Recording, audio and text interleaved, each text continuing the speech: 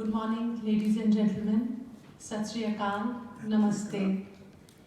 I would like to draw your attention to Mother Nature that comprises of the 5 elements of nature: the earth, the water, the fire, the sky, and if I'm not wrong, also the trees. As we celebrate the 550th anniversary of Guru Nanak Dev Ji, he rightly said in context to the universe, to the nature, Pavan Guru Pani Pita Mata Dharat Mahet, which means air and every breath that we take is our teacher. Water is our father, and great earth is our mother that nourishes us. But the question to ask is, what are we doing today when it comes to following and living with the nature? Are we really acknowledging other living beings who are also alive? We are not able to recognize the existence along with us. So the next slide that I'm going to show, in fact, it's a case study on the rivers, because we are also facing the challenge of water in most parts of the world. So this is a case study which I had filmed and worked in Ludhiana, Punjab. And actually this is a symbol of many other rivers which are there in Southeast Asia and many other parts of the world. So this is River Satluj. It's a tributary of River Satluj known as Buddha Drain that follows the industrial town of Ludhiana, Punjab, which is a hub, which is an industrial hub. Now the concern is that the domestic sewage and waste, as well as the industrial sewage and waste, is put in this river tributary, and it is laden with heavy toxins. Though the rules say that you have to treat the waste before dumping it into any place, but this is not followed. This is completely flouted, and this is the state of the river tributary when it passes through this particular town.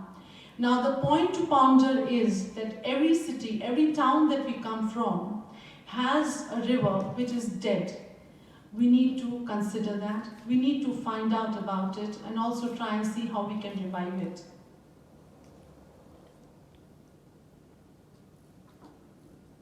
So this is the Harike wetland, which is a biodiversity hotspot, which is just 94 kilometers away from Amritsar, our holy town, which is there. And when I say biodiversity hotspot, I mean there are plenty of plants, animals, birds, organisms that thrive here. Every year there are migratory birds that come here. So the river tributary that you saw earlier, it meets the other river, which is the river Byas here in the Harike wetland. And this is how it looks. Now if you look at it, there is the Satluj River, which has dirty, murky water, and behind this is River Byas, which is very clean water that comes. And when these two rivers meet, they meet at Harike wetland. Now the dirty industrial water which is there, which is rich in effluents and heavy toxins and metals, which is not even good for any living beings. I mean, forget about human beings. So this is the Rajasthan Canal from the Harike wetland. These two rivers that meet, River Satluj and River Byas, they get in, the water is further fed into this canal, which is known as the Rajasthan Canal, and this canal supplies water to the entire state of Punjab as well as Rajasthan. So the people who consume this water have different kind of ailments, starting from arthritis, osteoporosis, as well as cancer. So we are very much knowing about this kind of air pollution which is caused by vehicles and industries in Delhi and Punjab. So now, when I talk about this innocent tree, the malpractice is not by the tree, it is by the human beings, because the eucalyptus tree is a non-native tree which is grown in a very rampant fashion in Punjab. And what the tree does is, because it is very huge, it has roots which are embedded into the earth, and it sucks up all the water which is there, and it doesn't let the other plants and the trees flourish. And as a result, the soil is becoming less and less fertile over the period of time. So the land pollution, which is definitely there, waste management, which is, I think, a crisis that every city needs to find a solution to, is also something that we need to ponder about. Now, this is something which is of great concern to me, because this is a flyover that runs through the forest. Now, what this flyover does is that it creates a wall, it creates a barrier within the forest, and the other animals or birds that are there, they move away from the flyover because they are very scared of the noise that is there caused by the vehicles passing through the flyover. So they get terrified and they move within the forest, inside the forest. So that is the reason that we say that urbanization is actually causing a loss of land, a loss of space for the other living beings. And these living beings, the animals and birds, the plants and trees that cannot speak, that is something we really need to think about. So this is the biodiversity cycle that is getting affected because of the rampant urbanization and construction that is happening in cities and towns.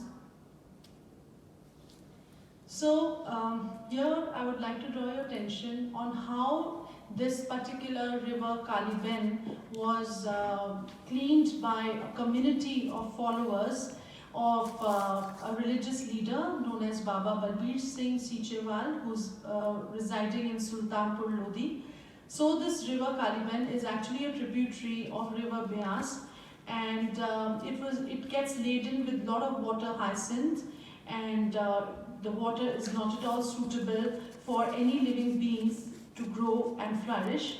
And what this religious leader did was, he asked his followers to come forward and clean the river. So I would like to request all of you to please consider and think how religion can influence the environment, how a religious leader, the kind of followers that all the religious leaders have, how it can play a very constructive and positive role in the society. And it is not only confined to the boardrooms, it is not only confined to our discussions in theory, but we can see the action plan right in front of our eyes on the ground where it is much needed. So this is the clean Kali Ben river which is there. You can see it is nice and blue, and there are trees that are planted on both the sides, and that has made this particular river very popular amongst people, and everyone is looking and visiting the river as an also kind of case study, and also implementing it in various other rivers in India and other parts of the world.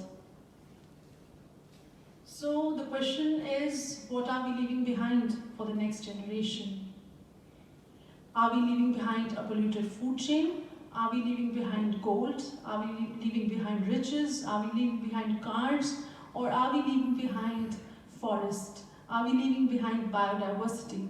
I would also like you to just remind you the kind of fruits that you ate when you were a child. Are we getting those same fruits now wherever we live? The kind of plants and trees that you saw, are they still aware? Are they still around us? The animals that are there, the birds that are there. As I talk to you now, there are many plants and species of other animals and birds that are extinguishing all over the world. I think religion can play a very, very constructive role in this.